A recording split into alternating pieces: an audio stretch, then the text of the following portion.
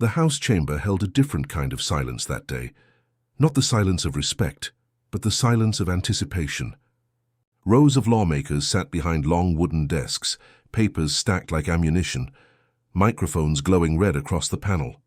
The cameras from C-SPAN and press outlets were trained forward, their lenses waiting to capture the moment something irreversible might occur. It was the kind of setting where a single exchange could rewrite a reputation, shift a narrative, or expose a contradiction lived before the country. Mike Johnson sat elevated in his role, posture rigid, reinforcing the authority of his seat. His suit was flawless, his expression composed, and his fingers rested on his binder like someone certain of both his position and his advantage. For days leading up to this hearing, commentators had predicted that he would use this session to publicly challenge Jasmine Crockett, to undercut her as someone more performative than substantive. Many in the room already expected a confrontation. They simply did not know how far it would go. Jasmine Crockett, seated several feet away, projected a different kind of power, quiet, unhurried, prepared. She wasn't shifting in her chair or fidgeting with notes. Her hands rested calmly on her documents, her eyes forward but alert. She listened the way litigators listen in court, not to respond emotionally, but to capture the moment where someone else's confidence turns into their mistake. Even in stillness there was intention. Staffers behind both of them kept their eyes lowered, as if aware they were sitting in the preface of something significant. Journalists near the back lifted their phones slightly, ready to record the instant a line was crossed. The tension didn't vibrate. It sat heavy like weight in the lungs. This was not just another hearing. It wasn't even just another political disagreement. There was a sense, subtle but present, that somebody's credibility would not leave this room intact. Whether it would be Crockett or Johnson remained unseen, but the stage had been set with precision. Power was present on both sides of the table, but only one of them would still possess it by the time the microphones went dark. In that atmosphere, charged, expectant and irreversible, the confrontation began. Mike Johnson didn't begin with hesitation. He spoke the way people speak when they believe the room already agrees with them. Steady, confident, almost rehearsed. He leaned into the microphone and began outlining his case with the tone of someone who assumed his framing would become the default truth the moment it was said aloud. His language was legalistic, layered with authority, and delivered as if Crockett's presence was incidental to the discussion rather than central to it. He positioned her critique as misguided, framing her objections as emotional rather than constitutional. He invoked precedent, citing cases and rulings with the cadence of a man who has used citations before as both shield and weapon. The room nodded in faint rhythm, not loudly, not publicly, but with the subtle affirmations that signal presumed advantage. Johnson wasn't just defending policy. He was crafting a narrative with Crockett in the role of the inexperienced challenger. "Congresswoman," he said at one point, directing his gaze toward her without softening his tone, "your argument disregards the structural constraints of legislative authority. You seem more interested in performance than process."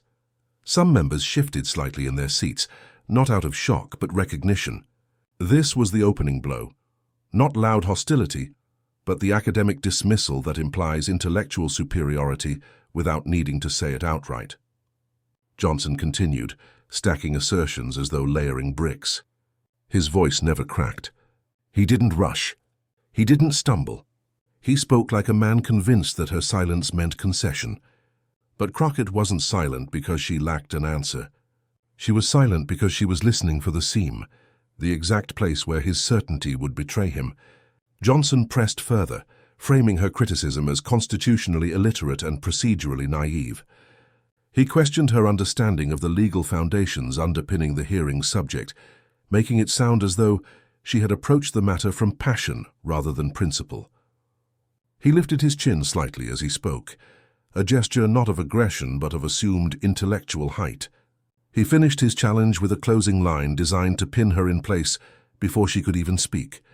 "Do you recognize that your position is not only unsupported by statute, but fundamentally inconsistent with constitutional enforcement standards?" He didn't ask it as a real question. He asked it as a verdict. The room reacted exactly as expected. A few heads nodded. A few lips tightened. The faintest murmur of validation passed through the second row. The cameras did not move. They didn't need to. Everyone understood that this was the moment before the pivot. Johnson believed he had set a trap, a neat one constructed with procedural authority and rhetorical advantage. He leaned back slightly as though his work was complete. In his mind, he had framed her as an undisciplined critic rather than a credible challenger. The structure was clean. He had stood on precedent. He had cast doubt on her grasp of law, and he had delivered a pointed question that, if unanswered cleanly, would define her in the headlines by nightfall. Around the chamber, people waited not for her rebuttal, but for her collapse. They expected either defensiveness or retreat, or reformulation under pressure. What almost nobody expected was that Johnson had just built the platform from which she would dismantle him. He believed the floor belonged to him. He believed the framing was finished. He believed she was cornered. He believed wrong. The moment Johnson finished, the room did not erupt and it froze. There was no immediate rustle of papers, no shifting of chairs, no quick inhale from the audience. It was the kind of silence that feels mechanical, engineered by the expectation that the next voice to speak would either validate the attack or collapse under it. Silence in politics is never empty. It carries weight and prediction. In this silence, the weight leaned toward Johnson, but the prediction had not yet been tested. Jasmine Crockett did not flinch. She didn't reach for a page to defend herself, didn't rush to interrupt, didn't change posture as if struck. She simply remained still, her hands folded, her eyes fixed on Johnson, not with offense but with assessment. She listened with a level of patience that made the silence feel longer than it was. Her restraint was not passive, it was preparation. The camera operators, trained by instinct, zoomed in slowly. One lens framed her face, calm, unthreatened, unshaken. Another captured Johnson in the aftermath of his statement, leaning back slightly with the composure of someone who believed he had delivered the definitive word. Between the two frames lived the tension, the unspoken recognition that silence itself can be a tactical instrument. Around the chamber, people misread her quiet as hesitation. A staffer behind Johnson lowered his head, already annotating the perceived victory. A reporter in the press row tapped a timestamp into her phone, marking the moment she assumed would become the start of Crockett's unraveling. Even a few members behind Crockett exchanged glances that carried unvoiced assumptions. She will either retreat or defend, but she won't reverse this. But Crockett was not formulating a rebuttal. She was locating the fracture. She was mapping in real time the exact place where Johnson's confidence sat on unstable ground. A seasoned litigator does not react to the strike. She studies the angle of the blow to decide where to return, impact that cannot be deflected. The silence was doing more work than words could. It forced Johnson to live inside the space of his own certainty. Confidence, when left unattended in open air, begins to sound like self-assurance only to those who believe it. To everyone else, it begins to sound like presumption. Crockett finally lifted her eyes fully toward Johnson, not in confrontation, but as if confirming that he was finished building the very argument she planned to dismantle. The camera caught the slight shift, not of emotion, but of readiness. That subtle movement communicated what the room had not yet understood. She was not cornered. She was calculating. There is a kind of intelligence that does not interrupt. It waits for the opponent to finish manufacturing their own vulnerability. Crockett displayed exactly that. Her stillness contradicted the narrative Johnson had tried to assign to her, that she was impulsive, loud, reactionary. By not reacting, she stripped his accusation of oxygen before she ever opened her mouth. A narrator could have captured it most accurately. She did not rush to defend her name. She waited for the truth to reveal the weakness in his claim. The camera cut briefly to Johnson again, and in that cut lay the first microscopic shift of power. He glanced downward for a second too long, as if suddenly aware that the silence had gone on longer than he expected. Silence he controlled would have ended already. Silence she controlled was still unfolding. This period before her rebuttal did not feel like delay. It felt like posture aligning for precision. She was not gathering courage. She was sharpening the angle of return. The longer she let the weight of his words rest in the room, the more noticeable it would become when one question shattered them. A trained observer could see it clearly. There was no panic in her breathing, no urgency in her body, no defensive tension in her shoulders. She was not preparing to fight the premise. She was preparing to expose it. In that pause, Crockett did what seasoned prosecutors do best. She allowed the record to sit before she turned it against its author. She was not silent because she lacked an answer. She was silent because she had found one, and she knew that when she finally spoke, she would not speak to win applause or emotional ground.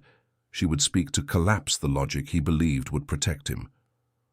The moment before a strike is often quieter than the strike itself. In that quiet, Crockett was already ahead. The room just didn't know it yet. When Crockett finally moved, it was not with haste but with the deliberate precision of someone who knew the room had already miscalculated her silence. She adjusted her microphone slowly, not to buy time but to signal that what came next would not be reactionary. She didn't begin with outrage, volume, or a defensive explanation. She began with clarity. "Before I respond to the rest of your commentary," she said in a level tone, "I want to be sure I heard you correctly."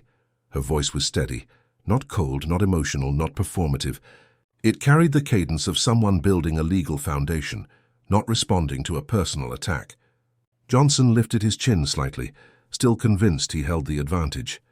He nodded once, granting permission without realizing he had just ceded control. Crockett continued, her eyes fixed on him with the calm of someone who had just located the weak hinge in a locked door. "You just cited enforcement standards," she said, "as justification for dismissing my position, correct?" Johnson nodded again, eager to appear consistent. "And you are asserting that those standards, the same ones you referenced, are the constitutional basis for your rejection of accountability measures in this hearing?" There was nothing confrontational in her tone. She was not arguing. She was tightening a frame. Johnson responded without hesitation. "Correct." Crockett didn't smile, didn't break eye contact, didn't shift posture. She simply placed her hand on a tabbed page in her binder, not lifting it yet, just marking it. "Then I have only one question for you," she said. The room shifted, not visibly, but internally. People who had been waiting for a long rebuttal leaned forward, realizing something else was happening instead. Journalists lifted their devices again. Staffers who had just begun to relax straightened in their seats. Crockett turned a single page and read one line without embellishment. "If those enforcement standards are your constitutional basis, can you explain why your own signed amendment from last session removed that exact enforcement clause from the draft before final passage?" She did not raise her voice. She did not annotate the question. She did not accuse him of hypocrisy or bad faith. She simply asked the one question that collapsed the entire argument he had just built. Johnson blinked, once, then again, slower the second time. Before he could redirect, Crockett added, "I'm referring to the same amendment submitted under your name recorded on page 12. Subsection C, the one eliminating the enforcement trigger you just called fundamental." She didn't ask a follow-up. She didn't elaborate. She let the question sit, not as confrontation but as evidence, and in that instant, everything that had been stable for Johnson began to tilt, because there are only three ways to respond to a question like that under public record: deny, and be disproven by documents in seconds; admit, and forfeit the legitimacy of your entire prior argument; refuse to answer, and let silence testify on your behalf. He chose a fourth option: delay. "Well, I think," he began, but the sentence fractured under its own weight. He reached for his binder, flipping pages without finding the one that would rescue him. The confidence that had anchored his voice minutes earlier was gone. He wasn't silent because he was strategic. He was silent because she had cornered the logic, not the man. Crockett did not press him. She did not fill the silence to make herself appear dominant. She simply waited, expression unchanged, as if allowing him every possible second to salvage credibility, knowing he could not. The room had shifted. Lawmakers who had nodded earlier now stared down at their desks. Aides who had been relaxed were now still. Even the rhythm of breathing in the chamber had slowed, as if the space itself understood that the balance of power had inverted without theatrics. Crockett finally spoke again, not to lecture, but to mark the record. "I'll give you a moment," she said quietly, "because this is not a matter of opinion. It's a matter of authorship." That line landed harder than any raised voice could have. It told the room and the cameras that this was not a clash of perspectives, but a confrontation between a stated principle and the man who personally erased it. Johnson looked down again, but there was nothing to find in front of him that could rewrite what was already recorded in ink. Crockett did not gloat. She did not smirk. She did not lean back in triumph. She sat exactly as she had before, composed, prepared, unshaken, the embodiment of what opponents often misinterpret as vulnerability until it becomes proof of discipline. Her question did what no speech could have done. It exposed contradiction without commentary. It forced silence not through power but through evidence. It did not humiliate him theatrically. It disassembled him structurally. And in that moment, before she even finished her turn, the hearing was no longer about her credibility. It was about his. For several long seconds after Crockett's question, the chamber existed in suspended time, the kind of pause that does not simply indicate silence, but announces defeat before it is acknowledged aloud. Johnson's eyes moved across the page, with the desperation of someone searching for a paragraph that did not exist. He wasn't looking for the answer.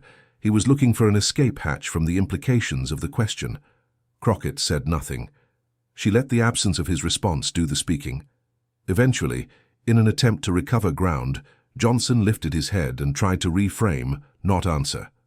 "Congresswoman, you're taking that amendment out of context," he began, defaulting to the safest rhetorical refuge available when confronted with a contradiction on record. But even this line lacked the confidence that had animated his earlier statements. His voice no longer carried the weight of authority. It carried the strain of retreat. Crockett did not allow the pivot to go unmarked. "Out of context," she repeated, still calm. "Then I invite you to provide the context in which removing the enforcement mechanism strengthens accountability provisions." The question was surgical, not dramatic, not accusatory, not emotional. It trapped his attempted deflection inside the original failure. To provide context, he would have to acknowledge the removal. To avoid answering, he would have to concede silence again. Johnson exhaled through his nose, glancing briefly at colleagues behind him. A reflexive search for reinforcement. None came. No one could rescue him without inheriting the contradiction themselves. This is where the tone of the room shifted from expectation to recognition. People were no longer waiting to see who was right. They were watching the moment in which the truth made itself visible. There is a difference between a debate and an exposure. A debate weighs arguments. An exposure removes the need for one. Johnson attempted one more maneuver, the rhetorical retreat cloaked as rational patience. "This committee is not here to pass past amendments," he said, reasserting authority instead of argument. "We are here to evaluate the current matter before us." He expected that to reset the frame, to force Crockett back into the defensive posture of responding within his chosen boundaries. It had the opposite effect. Crockett leaned slightly toward the mic, not to escalate, but to close the logical trap. "And the current matter before us," she replied evenly, "is whether your standard for accountability is principled or convenient. The amendment you authored answers that before this discussion even begins." The audience behind her, silent for so long, let out a collective sound that was not quite applause and not quite shock, but the human equivalent of a room realizing that the ground beneath one person had just given way. Johnson's jaw tightened. He did not reach for the microphone this time. Crockett continued, not gloating, not amplifying, simply locking the point to record. "You framed my position as a failure to understand constitutional enforcement. But the only documented abandonment of enforcement at this table is in your own writing." There was nothing left for him to counter without contradicting either himself or the record, and because she had not shouted, not accused, not embellished, there was nothing for him to dismiss as emotional or partisan. She had taken the very ground he stood on and folded it beneath him, using his own signature as leverage. That was the collision of truths, his projected truth versus the documented truth. One was performative, the other was traceable. The audience felt the shift not because Crockett won an argument, but because Johnson lost the ability to keep pretending one existed. Several members on the panel who had previously maintained poker-faced neutrality now leaned back, arms crossed, the universal posture of observed defeat. Reporters began typing longer, faster, not waiting for the hearing to end before shaping headlines in their drafts. The moment was not loud. It did not need to be. Crockett spoke one more time, not to injure but to seal the record. When a standard collapses under a single question, it was never a standard. It was a shield. That was not a punch. It was a verdict. The hearing did not erupt. It deflated. The energy that had belonged to Johnson's authority at the start had transferred to the clarity of Crockett's restraint. He was present, but he was no longer presiding in the way he believed himself to be. He was still seated above her physically, but politically, rhetorically, and intellectually, he had been lowered by his own documentation. This is what it looks like when truth collides with assertion. It does not shout, it exposes. It does not overpower, it removes the illusion of power. And once exposed, no amount of posture or pivot can restore the authority that was lost. The collision was not between two arguments, it was between assumption and evidence does not flinch. The committee did not adjourn immediately after Crockett's final line, but the spirit of the hearing was no longer intact. Everyone in the chamber could feel it, the shift from live contest to documented consequence. Even without a gavel strike, the debate was functionally over. The air was filled not with noise, but with the aftershock of a moment in which the dynamics reversed in full public view. What followed was not verbal chaos, but observational stillness. People weren't talking, they were processing. Silence after truth is not neutral. It is interpretive. It forces every witness to evaluate what they have just seen. Staffers began exchanging glances that conveyed more than words could. That was not the outcome expected. The few who had been nodding at Johnson earlier now avoided eye contact, as if proximity to his argument might implicate their own judgment. Across the room, phones began to move, not impulsively but purposefully. Journalists who had been half listening earlier now typed with urgency, as though afraid the details might evaporate if not captured immediately. A producer in the press area whispered into a headset, likely telling a control room to pull live clip timecodes. Micro-expressions, raised eyebrows, parted lips, still shoulders, told the story long before the headlines would. And then beyond the walls the echo began. Within minutes, fragments of the exchange appeared online. Not full speeches, just the question and the silence that followed. Raw clips spread first among reporters, then among staff feeds, then into the larger public stream. It circulated faster than commentary could attach itself. People shared it not because of drama, but because of the unmistakable clarity of the moment. A question spoken, a man in power unable to answer. The first wave of public reaction was disbelief, not at Crockett's strength but at Johnson's collapse. Viewers replayed the footage not to analyze rhetoric, but to confirm that the silence was as long and as telling as it felt live. There is a different kind of viral moment, not the sensational kind but the undeniable kind, where reality leaves no room for reinterpretation. Commentators began to divide. Some framed Crockett's move as precise and disciplined accountability. Others attempted to defend Johnson by calling the exchange unfairly narrow, but those defenses faltered quickly because the record itself contradicted them. You cannot spin a question that was answered only by silence. Silence is not subjective. Then came the debate beyond the clip. Not about policy, but about principle. Threads emerged asking the same question in different forms. If the man writing the rule removed enforcement, on what basis is he policing others for violating it? Others focused on the contrast in composure. The narrative Johnson attempted to assign to Crockett, emotional, reactive, unrefined, fell apart the moment she dismantled his argument without raising her voice. In exposing his inconsistency, she simultaneously rewrote the public portrait of herself, not the disruptor, but the disciplined examiner. Not the agitator, but the record keeper. Not the performer, but the prosecutor. Inside the hearing room, the mood shifted from anticipation to avoidance. Johnson kept his gaze lowered, leafing through pages with the defeated gesture of someone interacting with paper to avoid interacting with consequence. Members on his side did not step in to reinforce him, because to do so would require inheriting the same contradiction. Silence, which had first protected his authority, now insulated Crockett's victory. Meanwhile, clips migrated from political accounts to non-political ones, a sign that a moment has crossed from partisan debate into cultural observation. Influencers, attorneys, educators, and commentators outside the political space began captioning the clip, not with slogans but with variations of the same sentiment. This is what accountability looks like when competence meets record.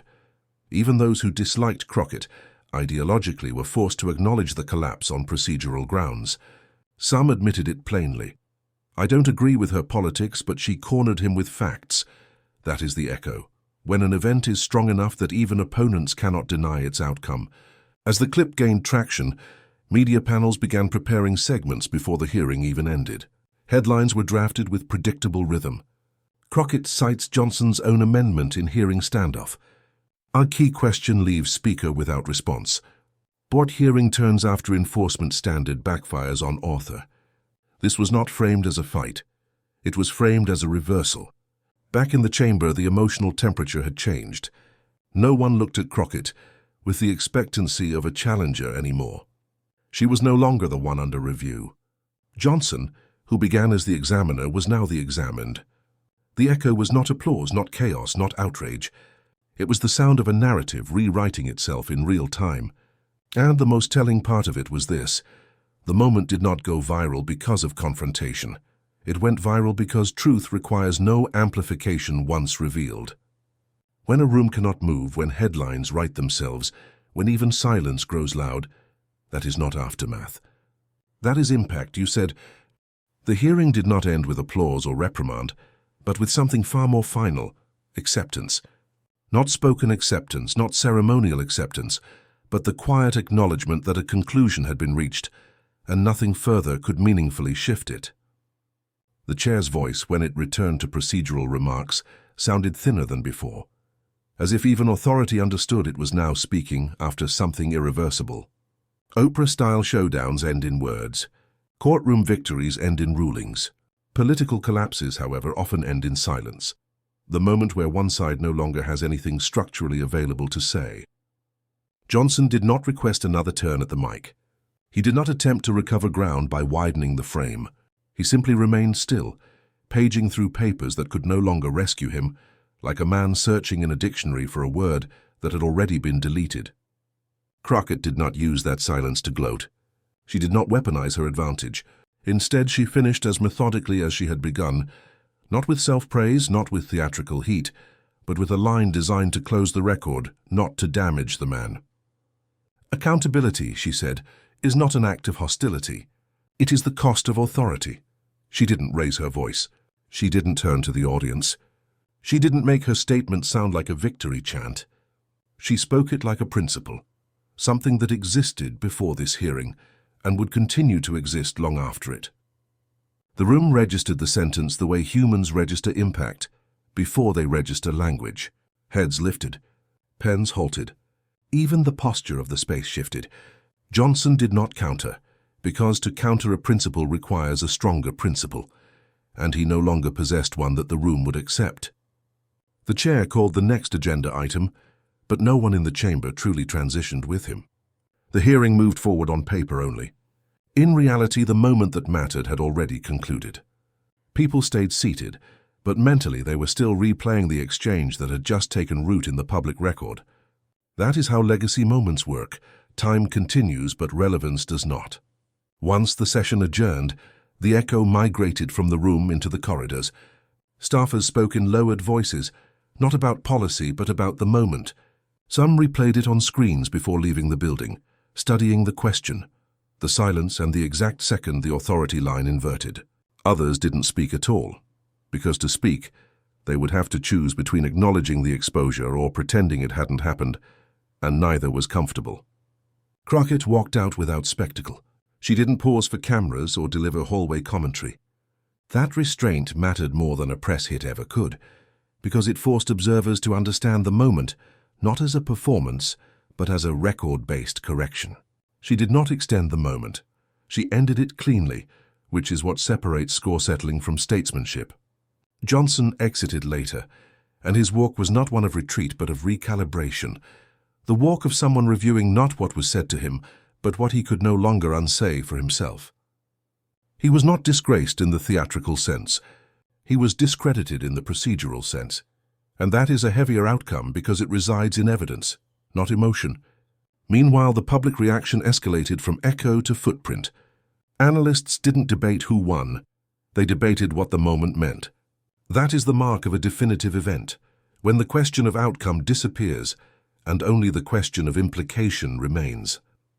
Some argued the moment exposed hypocrisy. Others argued it proved the necessity of cross-examination, even inside legislative chambers. Others still argued it shifted how Crockett would be perceived, not as a disruptor, but as a strategist with legal precision. By the end of the day, the clip was not simply trending. It was being replayed with commentary by legal scholars, former judges, and constitutional analysts, not influencers alone. They were not praising tone or personality. They were dissecting the mechanics of the question. The legacy was not emotional fallout. It was intellectual consequence. Crockett's final contribution to the day was not spoken to the cameras, but embedded in the method of her approach. She demonstrated that truth does not require volume, anger, or theatrics. It requires accuracy, patience, and timing. She preserved what politicians often abandon: proportion. She ended the exchange without trying to expand it into spectacle. And that restraint is exactly why the moment will last longer than a viral cycle. Moments that are loud burn quickly. Moments that are precise repeat indefinitely. Long after the headlines fade, this moment will be cited not as a clash but as the question, the type professors replay in classrooms, the type litigators reference in training, the type future lawmakers study when learning the difference between rhetoric and record. When Crockett said, "Accountability is not an act of hostility. It is the cost of authority," she did more than end a hearing. She wrote the thesis line of its legacy. The confrontation ended in minutes. The precedent it set will outlive everyone in the room. That is how a final word becomes more than closure. That is how it becomes history.